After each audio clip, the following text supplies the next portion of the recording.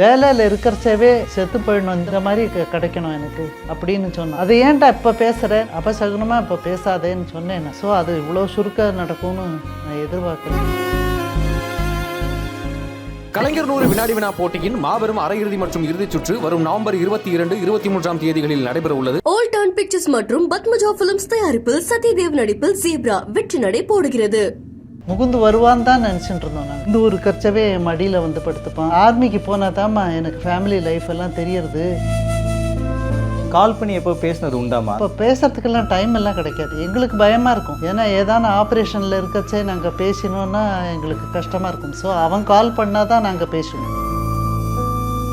அது இருக்க அச்சமில்லைலாம் எனக்கே தெரியாது. இந்து சொல்லி தான் எனக்கு தெரியும். குழந்தையோட தமிழில் பேசுப்பா, தமிழில் பேசுன்னு சொல்லுவான். தமிழ் பற்று ரொம்ப ஜாஸ்தி அவனுக்கு. ஓடிஐயில் அவருக்கு ஃபர்ஸ்ட் டைம் பேட்ச் மாட்டி விட்றது அது இருக்க எனக்கு தெரியல. அப்புறம் அவன் சொன்னான், அது இருக்க ரொம்ப சந்தோஷம். This is the happiest moment in my லைஃப்னு சொன்னான். ஆர்மி தான் அவன் லைஃபே, ஆர்மி தான். நாங்கள் திருப்பி வந்துட்டு நம்மெல்லாம் சேர்ந்து ஜாலியாக அப்படி இருக்கணும்னுலாம் சொன்னான். பட் அதுக்குள்ளே இந்த இதாகிட்டு தான். அவனோட ஹக்கு தான் அவன் ரொம்ப நல்லா கட்டிப்பான். அது நாங்கள் ரொம்ப மிஸ் பண்ணுறோம். ஹக்கு நான் தரலாமா உங்களுக்கு? டெஃபினட்டாக. தேங்க்யூ.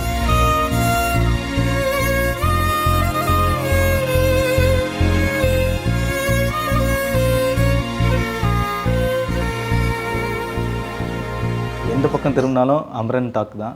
மேஜர் முகுந்த் வரதராஜன் வந்து எவ்வளோ தூரம் நாட்டுக்காக சேவை பண்ணியிருக்காருன்னு பெருமையாக பேசப்பட்டுட்டு இருக்கு. ஸோ அப்பா அம்மாவை எவ்வளோ தூரம் பாசமாக பார்த்துக்கிட்டாரு? அவர் நல்லா தான் பார்த்துப்பார். அவன் இருக்க எப்போவுமே அப்பா அம்மாட்ட பாசமாக தான் இருப்பார். வேர்ட்ஸால் சொல்ல முடியாது. அவன் இருக்க அது இருக்க. கால் பண்ணி எப்போ பேசினது உண்டாமா? அங்கே இருக்கும்போது கால் பண்ணி பேசியிருக்கேன். என்னெல்லாம் சொல்லுவார்? இப்போ பேசுறதுக்கெல்லாம் டைம் எல்லாம் கிடைக்காது. இந்த சினிமாவில் காட்டுற மாதிரி அந்த இதெல்லாம் ஒன்றும் இருக்காது. ஆக்சுவலி அங்கே பேசுறதுக்கெல்லாம் எங்களுக்கு பயமாக இருக்கும். ஏன்னா ஏதான ஆப்ரேஷனில் இருக்கச்சே நாங்கள் பேசினோன்னா எங்களுக்கு கஷ்டமாக இருக்கும். ஸோ அவன் கால் பண்ணால் தான் நாங்கள் பேசுவோம், இல்லைன்னா பேச மாட்டோம். ஸோ அதனால் அந்த பயம் இருக்கும் எங்களுக்கு. அந்த பார்டர்லாம் இருக்கச்சே அவளுக்கெல்லாம் பேசுறதுக்கெல்லாம் டைம் இல்லை.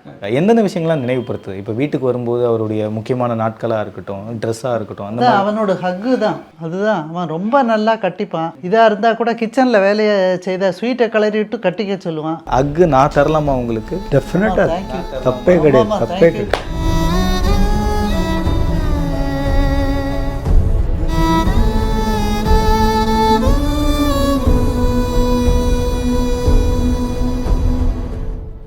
அதெல்லாம் அவன் அந்த ஹக்கு வந்து ரொம்ப நாள் இருக்கணும், நான் அங்கே போகிற வரைக்கும் ஞாபகமாக இருக்கணும் அப்படின்னு சொல்லுவான். அது நாங்கள் ரொம்ப மிஸ் பண்ணுறோம். அவனுக்கு பிடிச்ச பாட்டெல்லாம் கேட்குறச்சே கொஞ்சம் ஆமாம், அன்பே சிவம் எல்லாம் ரொம்ப பிடிக்கும். அன்பே சிவம் அவன் பாடுவான்.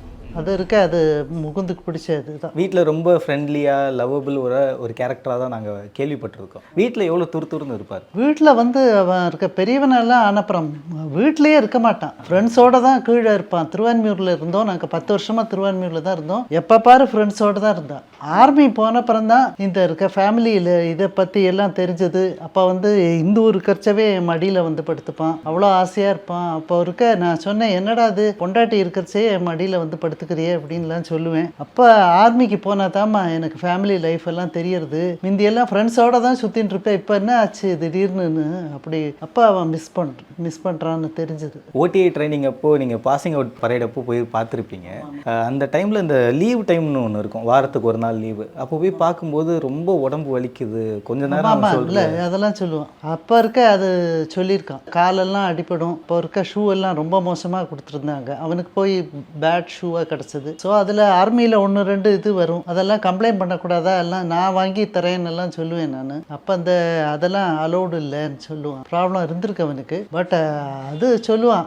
அப்புறம் நீ இருக்க வந்து வீட்டில் வந்து சொல்லுவேன், என்ன நீ இருக்க ஆர்மிக்கு போனேன்னா ஒன் டார்ச்சரை விட அதே தேவையில்லைன்னு சொல்லுவான் அவன் இருக்க. ஏன்னா நீ வந்து சொல்லுவேன் 1 லட்சம் செலவழிச்சு இப்போ பணத்தை கட்டிட்டேனேடான்னு நீ சொல்லிகிட்டே இருப்ப, அதை விட இப்போ எனக்கு ஆர்மி தேவையில்லைன்னு சொல்லுவான். விளையாட்டா அப்படியே. ஆமாம், விளையாட்டா கிண்டலாக சொல்லுவான். அவர் வீட்டுக்கு வராரு, இந்த மாதிரி லீவு முடிச்சுட்டு உங்களை பார்க்க வீட்டுக்கு வரும்போது என்னெல்லாம் ரெடியாக சமைச்சு வச்சுருப்பீங்க அவருக்காக? நான் இருக்க சொல்லுவேன் இருக்க. அப்போ இருக்க அது இருக்க அவனுக்கு ஸ்வீட்டு ரொம்ப பிடிக்கும், அவனுக்கு தோசை பிடிக்கும். ஸோ தோசை இருக்க ரொம்ப பிடிக்கும் அவனுக்கு. எப்போ பாரு தோசை, ஏன்னா அங்கெல்லாம் சப்பாத்தி தானே கிடைக்கும் உங்களுக்கு, அதனால தோசையெல்லாம் கிடைக்காது. ஸோ தோசை ரொம்ப பிடிக்கும் அவனுக்கு. ஸ்வீட் எல்லாம் ரொம்ப ஸ்ட்ரெயின்லாம் பண்ணிக்காதேன்னு சொல்லுவான் அவன் அப்போ இருக்க. சிம்பிளாக தோசை போட்டு கொடுத்தா போதும். ஆமாம், தோசை போட்டு கொடுத்தாலே போதும், அவன் ரொம்ப சந்தோஷம் ஆகிடுவான். அப்புறம் ஸ்வீட்டு நான் அதுதான் சொல்லுவேன், இதெல்லாம் விட்டுட்டு நீ இருக்க அங்கே போய் இருக்கியே அப்படின்னு சொல்லுவேன் நான்.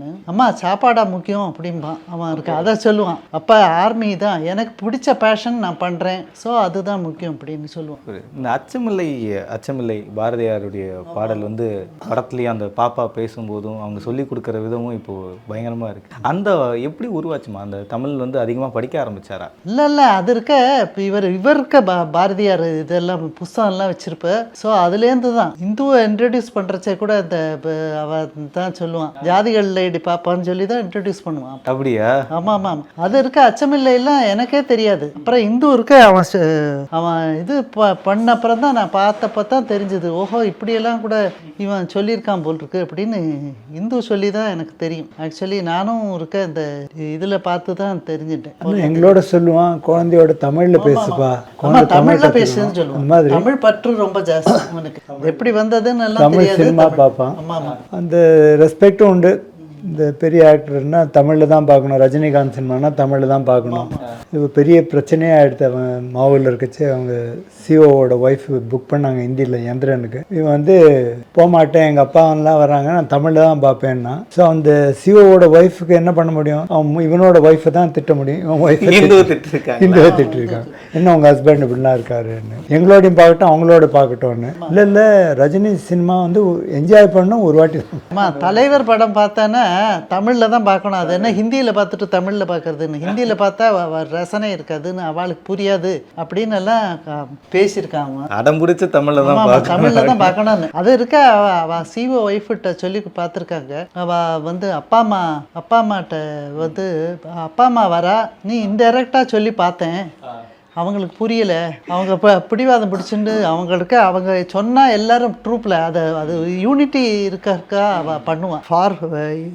அவங்க சைட்லேருந்து அவங்க கரெக்டு தான், அவள் யூனிட்டி இருக்கணும்னு சொல்லிட்டு அவள் எல்லாரையும் அழைச்சின்னு போகணும்னு சொல்லிட்டு அழைச்சின்னு போவாள். பட் இவர் சைட்லேயும் என் பையன் சைட்லேயும் கரெக்டு தான். தமிழ் படத்தை தமிழில் பார்க்காம இதை போய் ஹிந்தியில் பார்க்கணுமான்னு அவன் சைட்லேயும் கரெக்ட். ஸோ படம் பார்க்குறதுக்கு உங்களை வெளில கூப்பிட்டு போகிற மாதிரி இந்த லீவ் டைம் பர்த்டேக்கு கொஞ்சம் முன்னாடி வந்து உங்களை பார்த்துருப்பாரு, உங்களை வெளியில் எங்கேயாவது கூப்பிட்டு போனாரப்பா? எந்திரன் பார்க்குறச்சேப்பா லைஃப்பில் நான் அந்த மாதிரி காரில் போனதில்லை.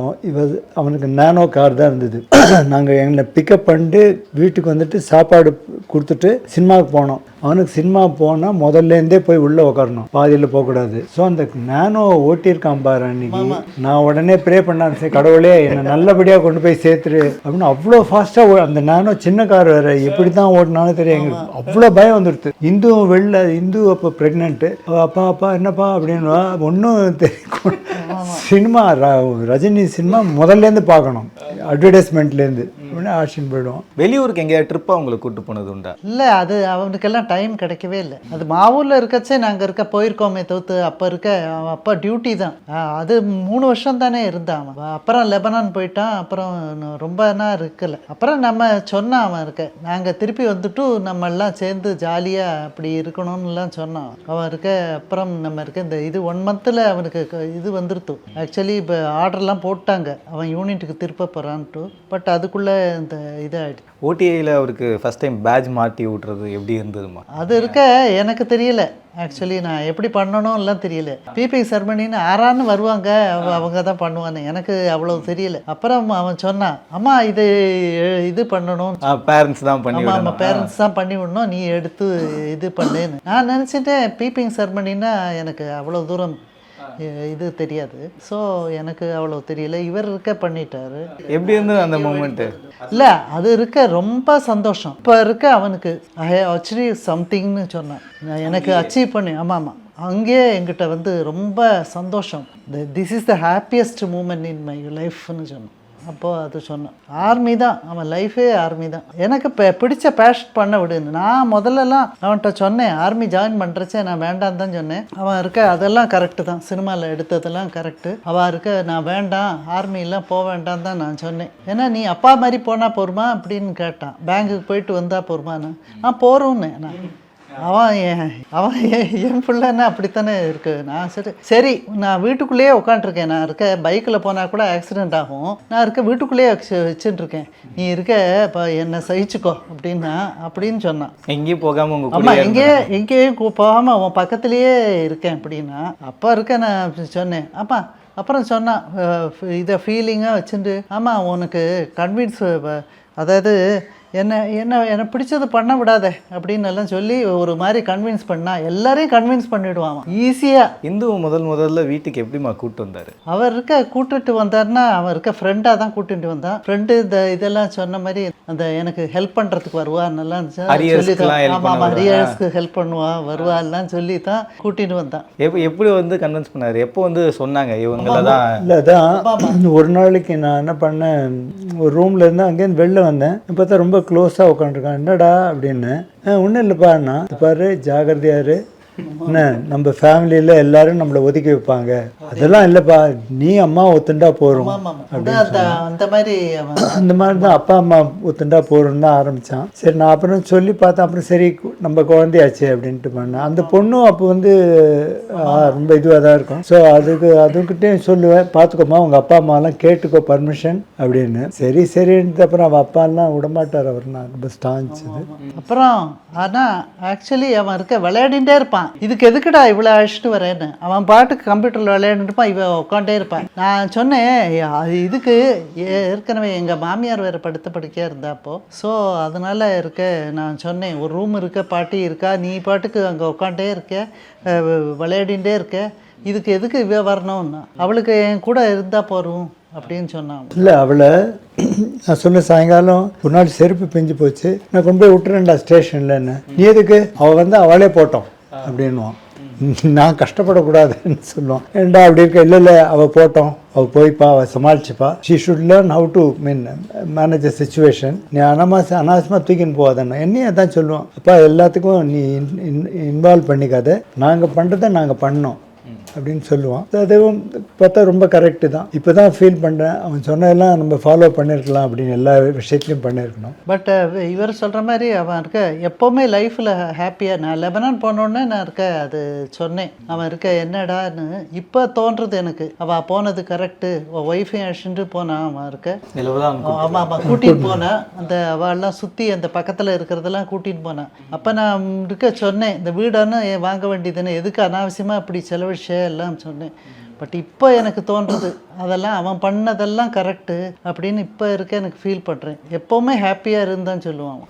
இந்த மாதிரி பையன் ரொம்ப லவ்வபிள். நீங்கள் ஸ்வீட்டெல்லாம் இப்போ சமைக்கிறத கூட நிறுத்திட்டீங்க? ஆமாம் நான் நிறுத்திட்டேன் கொஞ்சம். இப்போ ஆமாம் சமைக்கிறதுல இப்போ யாராவது கொடுத்தாருன்னா அப்போதும் ரொம்ப குறைச்சலாக தான் சாப்பிடுவோம். இவருக்கும் சாப்பிட முடியாது, ஏன்னா ஸ்வீட்டெல்லாம் சமைக்கிறதே. இவன் ஒன்று சொல்லுவான், சாக்லேட்லாம் கொடுத்துட்டு நீ எல்லாம் ஒரு அப்பாவான்னு கேட்பான். வேறு என்ன? ஆமாம்மா ஒரு தடவை ஒரு வாட்டி திருவான்மூர்ச்சி பர்த்டே, இந்த பசங்கள்லாம் வரும், தட்டில் எடுத்துன்னு வருவான். அவன் அந்த பையன் குழந்தைக்கு எது சரி கிஃப்ட் கொடுக்கணுன்ட்டு ஏதோ பணம் போட்டு கவரில் போட்டு கொடுத்தேன். அங்கிள் நீங்கள் எடுத்துக்கோங்கன்னா சரி நான் ஒரு சாக்லேட் எடுத்துனேன். சின்னவாளுக்கெல்லாம் கொடுக்கச்சு என்ன பண்ணுவான், அவன் தட்டை நீட்ட மாட்டான், அவன் எடுத்து ஒரு சாக்லேட் தான் கொடுப்பான் சின்ன பசங்களுக்கெல்லாம். கொடுத்துட்டு போயிட்டான். நான் அப்புறம் எனக்கு தெரியல, நான் அதை பேசிட்டு சாக்லேட் பிரித்து சாப்பிட்டேன். இவன் ஓடி வந்தான், அப்பா வச்சிருக்கேன் அந்த சாக்லேட், எனக்கு ஒன்று தான்ப்பா கொடுத்தான், சாப்பிட்டேன். நீலாம் ஒரு அப்பனா அப்படின்னா சின்ன குழந்தைக்கு கொடுக்காம நீயே சாப்பிட்றிய அப்படிதான் நினச்சின்னு அடாடா குழந்தைய புரிஞ்சுக்காம போயிட்டேன். ஸ்வீட் அவ்வளோ பிடிக்கும் அவருக்கு. ஆமாம் ஸ்வீட்டு ரொம்ப பிடிக்கும். அவருக்கு மாத்திரம் இல்லை, அவங்க அப்பாவுக்கும் பயங்கரமாக பிடிக்கும்.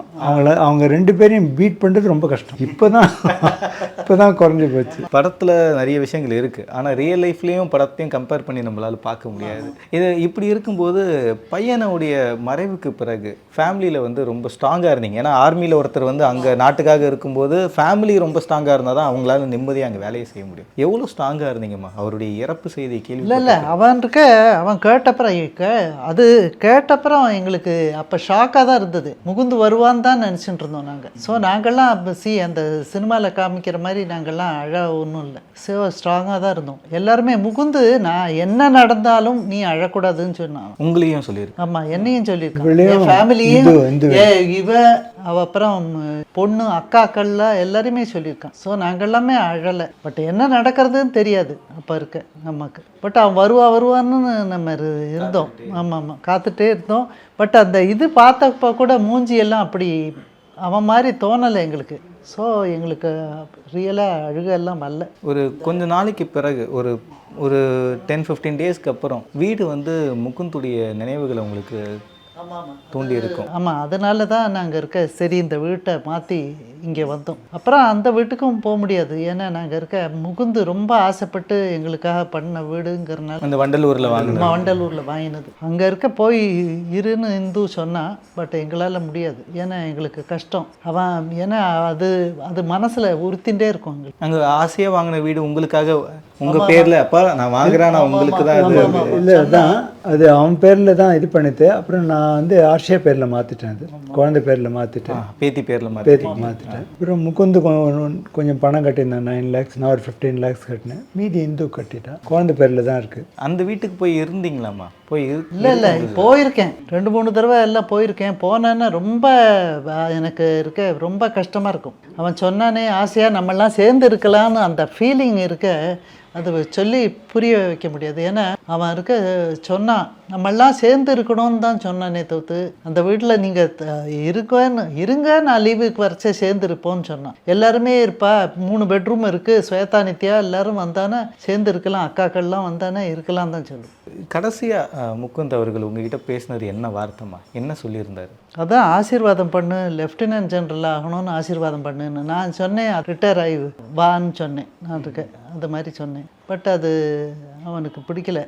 அவன் சொன்னான் என்ன இப்போ ஆசீர்வாதம் பண்ணுறச்சே இப்படி சொல்கிற, நான் ஜென்ரல் அட்லீஸ்ட் ஜென்ரல் இல்லைன்னா கூட லெஃப்டினன்ட் ஜெனரலில் வரணும் அப்படின்னு சொன்னான். அது ரொம்ப உறுத்தித்து எனக்கு மனசில். அவன் நான் ப்ரே பண்ணிட்டா ஒன்றுமே ஆகாது அப்படின்னு சொன்னான். அப்புறம் அந்த கடைசியில் அவன் சொன்னான் இப்போ இல்லை நான் வேலையில் இருக்கிறச்சவே செத்து போயிடணும், இந்த மாதிரி எனக்கு ஆர்மி இது மாதிரி இந்த மாதிரி கிடைக்கணும் எனக்கு அப்படின்னு சொன்னான். அதை ஏன்டா இப்போ பேசுகிறேன்னு நான் கூட சொன்னேன். அபசகுனமாக இப்போ பேசாதேன்னு சொன்னேன் நான் அப்போ ஸோ அது இவ்வளோ சுருக்க நடக்கும்னு நான் எதிர்பார்க்கல. ஒவ்வொரு ஆர்மி பர்சனுமே செலிப்ரேட் பண்ண வேண்டியவங்க, கொண்டாடணும். மக்கள் வந்து எல்லாருமே போற்ற வேண்டிய ஒரு பர்சனாலிட்டிஸ் தான் ஆர்மி பீப்புள். ஆனால் அவங்களுடைய மறைவுக்கு பிறகு அவங்களுக்கு ஒரு விருதுகள் வழங்குறதா இருக்கட்டும், அவங்கள பற்றி பேசுகிறதா இருக்கட்டும், ஒரு ஆர்மி பீப்புளுக்கான அங்கீகாரம் கிடைக்கலன்ற வருத்தம் உங்களுக்கு உண்டா? அது இப்போ ஆக்சுவலி அது எல்லாருமே ரெகக்னைஸ் பண்ணுறதே இப்போ இது போன அப்புறம் தான், செத்து போன அப்புறம் தான் ரெகக்னைஸ் பண்ணுறாங்க நிறைய பேர். ஆனால் இதெல்லாம் உசுரோடு இருந்தும் அசோக் சக்கரெல்லாம் வாங்கியிருக்காங்க, நிறைய இருக்காங்க. ஆனால் முகுந்துடைய மறைவு உங்களுக்கு தாக்கத்தை கொடுத்துருக்கா? இருக்கும்போது அவரை செலிப்ரேட் பண்ணலையே. ஆமாம் அதெல்லாம் கொஞ்சம் நிறைய இருக்குது. அதாவது இப்போ என்ஜாய் பண்ணி பார்க்குறச்சே நாங்கள் ஃபேமிலியாக எல்லாம் சினிமா எல்லாம் சேர்ந்தெல்லாம் பார்ப்போம். பார்க்குறச்சே ரொம்ப நாள்லாம் நாங்கள் படமெல்லாம் போகாமே இருந்தோம். அப்புறம் சேர்ந்து பார்க்குறச்சே அவன் இல்லையேன்னு அந்த ஃபீலிங் இருக்கத்தான் இருக்கும். அவனோட சேர்ந்து தான் நாங்கள் நிறைய எல்லா இடத்துக்கும் போவோம், எல்லா இடத்துக்கும் பார்ப்போம்.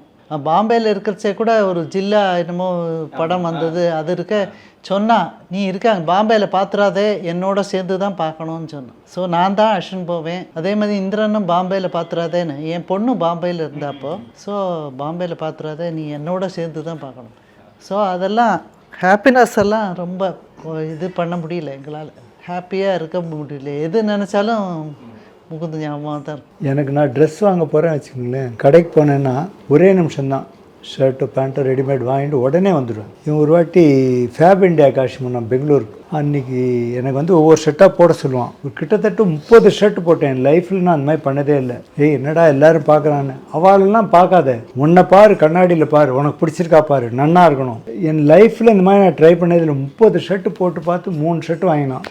சொன்னேன் இந்த மாதிரிலாம் நான் வாங்கினதே லைஃப்பில். என்ன நல்லா இருக்கணும்ப்பா, நீ ஏன் பெர்த்தையாரை பற்றி ஏன் கவலைப்படுற, உன்னை பாரு, அதுதான் சொல்லுவான். படத்தில் எந்தெந்த விஷயங்கள்லாம் உங்களுக்கு ஞாபகப்படுத்துச்சுமா? படம் பார்க்கும்போது எந்தெந்த விஷயங்கள்லாம் முகுந்த நினைவுபடுத்துச்சு? இந்த மாடலிங் பண்ணுறச்சே இந்த பாண்டிச்சேரி போனா இல்லையா, அது போனோடனே அதெல்லாம் கொஞ்சம் நல்லா தான் இருந்தது. நான் என்ஜாய் பண்ணேன் அதெல்லாம். ஸோ அதெல்லாம் எனக்கு தெரியாது. பட் அவன் சொல்லியிருக்கான். அப்புறம் இந்து அப்புறம் இதுவும் சொன்னான். அவன் இந்து மார்டர் டேக்கு வந்திருந்தா இல்லையா, அப்போ சொன்னான் முகுந்த் வந்து ஐ லவ் யூ சொன்னது பெரிய எனக்கு அதிசயமாக இருந்ததுன்னு சொன்னான். அந்த இதெல்லாம் ஞாபகம் வந்தது எனக்கு. அப்போ இருக்க அது சொன்னான், அங்கேருந்து எஸ்எஸ்பி பாஸ் பண்ணிட்டேன்னு சொல்லிவிட்டு ஐ லவ் யூ சொன்னது எனக்கு வேடிக்கையாக இருந்தது. ஏன்னா முகுந்த் அப்படி பேச மாட்டான் யூஸ்வலாக. ஸோ அது வேடிக்கையாக இருந்ததுன்னு இந்து என்கிட்ட பேசினேன். இப்போ நீங்கள் கொஞ்சம் பெட்டராக இருக்கீங்க நம்புகிறேன். இன்னும் பாசிட்டிவாக இன்னும் நீங்கள் ஸ்ட்ராங்காக இருக்கணுன்றது தான் எங்களுடைய கருத்தும் கூட. இன்னும் சந்தோஷமாக இருங்க.